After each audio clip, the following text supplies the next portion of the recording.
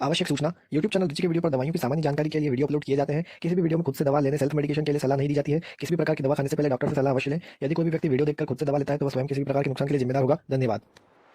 Hello guys, welcome back to Ruchi के videos. तो guys, आज के इस वीडियो में हम बात करेंगे आई ड्रॉप्स के फार्मूले कंपोजिशन के बारे में, यानी कि आई ड्रॉप्स में कौन कौन से फार्मूले, कौन कौन से कंपोजिशन यूज़ किए जाते हैं उनके बारे में, और साथ ही जानेंगे उनके यूजेस के बारे में।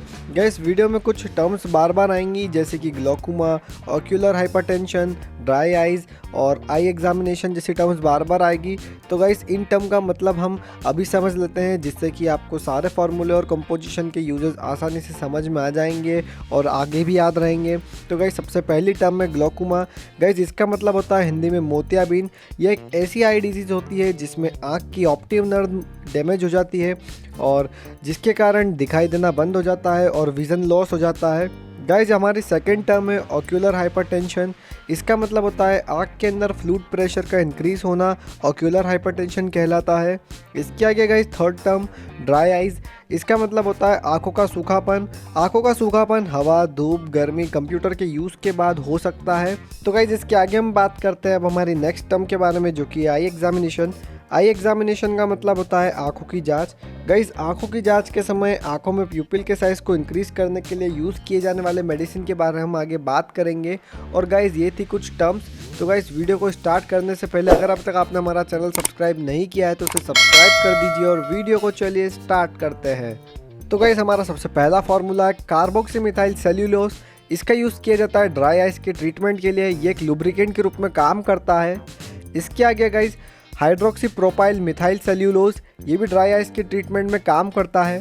थर्ड नंबर पर हम बात करते हैं सोडियम हाइड्रोलोनेट के बारे में। इसका यूज़ किया जाता है ड्राई आइज़ के ट्रीटमेंट के लिए। फोर्थ नंबर पर है डोरजोलामाइड प्लस टिमोलोल का कॉम्बिनेशन। इसका यूज़ किया जाता है ग्लोकोमा में और ऑक्यूलर हाइपरटेंशन की समस्या में। गाइस, इनका मतलब अभी हमने आगे समझा है। इसके आगे हम बात करते हैं डोरजोलामाइड के बारे में। इसका यूज़ किया जाता है ग्लोकोमा जैसी समस्या के लिए, ग्लोकोमा के ट्रीटमेंट के लिए। इसके आगे है 6 नंबर पर लेटेनोप्रोस्ट। इसका यूज़ किया जाता है ग्लोकोमा और ऑक्यूलर हाइपरटेंशन की समस्या के लिए। 7 नंबर पर हम बात करते गए टिमोलोल के बारे में। टिमोलोल का यूज़ किया जाता है ग्लोकोमा की शिकायत में और ऑक्यूलर हाइपरटेंशन के ट्रीटमेंट के लिए। इसके आगे है ब्रिंजोलामाइड। ब्रिंजोलामाइड का यूज़ भी किया जाता है ग्लोकोमा और ऑक्यूलर हाइपरटेंशन के ट्रीटमेंट के लिए। 9th नंबर पर हम बात करते गए एट्रोपिन के बारे में। एट्रोपिन का यूज़ किया जाता है मायोपिया जैसी समस्या के लिए, यानी कि दूर का दिखाई नहीं देना और पास का क्लियर दिखाई देना जैसी समस्या को मायोपिया किया जाता है। तो ये एट्रोपिन मायोपिया की समस्या में काम में आता है। 10th नंबर पर हम बात करते हैं polyethylene glycol plus propylene glycol के बारे में। इसका यूज़ किया जाता है ड्राई आइज़ जैसी समस्या के लिए, ड्राई आइज़ की ट्रीटमेंट के लिए। इसके आगे हम बात करते हैं 11th नंबर पर सिप्रोफ्लोक्सासिन के बारे में। सिप्रोफ्लोक्सासिन का यूज़ किया जाता है बैक्टीरियल आई और ईयर इन्फेक्शन जैसी समस्या के लिए। इसके आगे हम बात करते हैं 12th नंबर पर टिमोलोल प्लस ब्रिमोनिडिन के कॉम्बिनेशन के बारे में।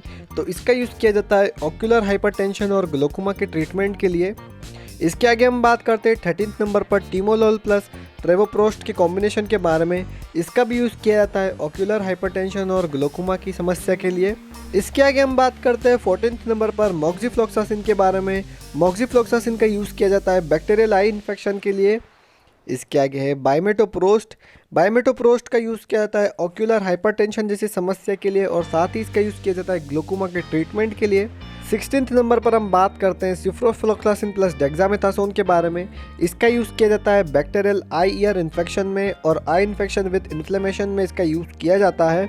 17 नंबर पर हम बात करते हैं ब्रिंजोलामाइड प्लस टिमोलोल के कॉम्बिनेशन के बारे में। तो गाइस, इसका यूज़ किया जाता है ग्लोकोमा और ऑक्यूलर हाइपरटेंशन जैसी समस्या के लिए। इसके आगे हम बात करते हैं 18th नंबर पर ब्रिंजोलामाइड प्लस ब्रिमोनिडिन के कॉम्बिनेशन के बारे में। तो इसका यूज़ किया जाता है ग्लोकोमा जैसी समस्या के लिए। 19th नंबर पर हम बात करते हैं बीमेटोप्रोस्ट प्लस टिमोलोल के कॉम्बिनेशन के बारे में। तो इसका यूज़ किया जाता है ऑक्यूलर हाइपरटेंशन में और ग्लोकोमा जैसी समस्या के लिए। 20 नंबर पर हम बात करते हैं ट्रेवोप्रोस्ट के बारे में। ट्रेवोप्रोस्ट का यूज़ भी किया जाता है ऑक्यूलर हाइपरटेंशन में और ग्लोकोमा जैसी समस्या के लिए। 21 नंबर पर हम बात करते हैं लोटेप्रेडनोल इटाबोनेट के बारे में और इसका यूज़ किया जाता है आँखों में स्वेलिंग रेडनेस के लिए। इसके आगे हम बात करते हैं 22 नंबर पर ब्रोमफेनेक के बारे में, तो इसका यूज़ किया जाता है पोस्ट ऑपरेटिव आई पेन के लिए और इन्फ्लेमेशन के लिए, यानी कि इसका यूज़ किया जाता है आंखों के दर्द के लिए। 23 नंबर पर हम बात करते हैं साइक्लोस्पोरिन के बारे में। साइक्लोस्पोरिन का यूज़ किया जाता है ड्राई आइज जैसी समस्या के लिए। 24 नंबर पर हम बात करते हैं टोफ्लूप्रोस्ट के बारे में, तो टोफ्लूप्रोस्ट का यूज़ किया जाता है ग्लोकोमा और ऑक्यूलर हाइपरटेंशन जैसी समस्या में। 25 नंबर पर हम बात करते हैं नेपाफेनेक के बारे में। नेपाफेनेक का यूज़ किया जाता है आई पेन में और पोस्ट ऑपरेटिव आई पेन और इन्फ्लेमेशन में नेपाफेनेक का यूज़ किया जाता है। 26 नंबर पर हम बात करते हैं बिटेक्सोलोल के बारे में। बिटेक्सोलोल का यूज़ किया जाता है ग्लोकोमा और ऑक्यूलर हाइपरटेंशन जैसी समस्या के लिए। 27 नंबर पर हम बात करते हैं ओलोपेटाडीन के बारे में। ओलोपेटाडीन का यूज़ किया जाता है आंखों में होने वाली खुजली, रेडनेस, एलर्जिक कंडीशन में ओलोपेटाडीन का यूज़ किया जाता है। 28 नंबर पर हम बात करते हैं टोब्रामाइसिन के बारे में। टोब्रामाइसिन का यूज़ किया जाता है बैक्टीरियल आई इन्फेक्शन के लिए। 29 नंबर पर हम बात करते हैं ओफ्लोक्सासिन के बारे में। ओफ्लोक्सासिन का यूज़ किया जाता है बैक्टीरियल आई इन्फेक्शन के लिए। 30 नंबर पर हम बात करते हैं एल्काफेक्टाडिन के बारे में। एल्काफेक्टाडिन का यूज़ किया जाता है एलर्जिक आई डिजीज़ के लिए। 31 नंबर पर है मॉक्सिफ्लोक्सासिन प्लस डेक्सामेथाजोन। मॉक्सिफ्लोक्सासिन प्लस डेक्सामेथाजोन का यूज़ किया जाता है बैक्टीरियल आई इन्फेक्शन के लिए। 32 नंबर पर है बीटामेथाजोन प्लस नियोमाइसिन। इसका यूज़ किया जाता है बैक्टीरियल आई और ईयर इन्फेक्शन के लिए। 33 नंबर पर हम बात करते हैं टोब्रामाइसिन प्लस फ्लोरोमेथिलोन के बारे में, तो गाइस इसका भी यूज़ किया जाता है बैक्टीरियल आई इन्फेक्शन के लिए। 34 नंबर पर हम बात करते हैं होमेट्रोपिन के बारे में। होमेट्रोपिन का यूज़ किया जाता है आई एग्जामिनेशन में और यूवेटिस में। इसके आगे हम बात करते हैं 35 नंबर पर बिपोटास्टिन के बारे में। बिपोटास्टिन का यूज़ किया जाता है एलर्जिक आई डिजीज़ में। 36 नंबर पर है गेटिफ्लोक्सासिन प्लस लोटप्रेडनोल एटाबोनेट। इसका यूज़ किया जाता है बैक्टीरियल आई इन्फेक्शंस के लिए। इसके आगे 37 नंबर पर लोटप्रेडनोल इटाबोनेट प्लस मॉक्सिफ्लोक्सासिन, तो गाइस इसका यूज़ किया जाता है आई इन्फेक्शन विद इन्फ्लेमेशन के लिए। 38 नंबर पर हम बात करते हैं phenylephrine plus naphazoline plus chlorpheniramine maleate plus menthol के बारे में, तो गाइस इसका यूज़ किया जाता है एलर्जिक आई डिजीज़ में। 39 नंबर पर हम बात करते हैं फिनाइलेफ्रिन प्लस ट्रोपिकामाइड के बारे में, तो गाइस इसका यूज़ किया जाता है आई एग्जामिनेशंस में।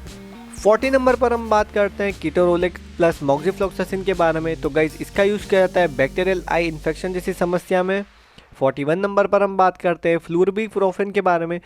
फ्लूरबीप्रोफेन का यूज़ किया जाता है आई पेन में, आंखों के दर्द के लिए इसका यूज़ किया जाता है। 42 नंबर पर हम बात करते हैं मॉक्सिफ्लोक्सासिन प्लस डाइफ्लूप्रेडनेट के बारे में, तो गाइस इसका यूज़ किया जाता है बैक्टीरियल आई इन्फेक्शन जैसी समस्या के लिए।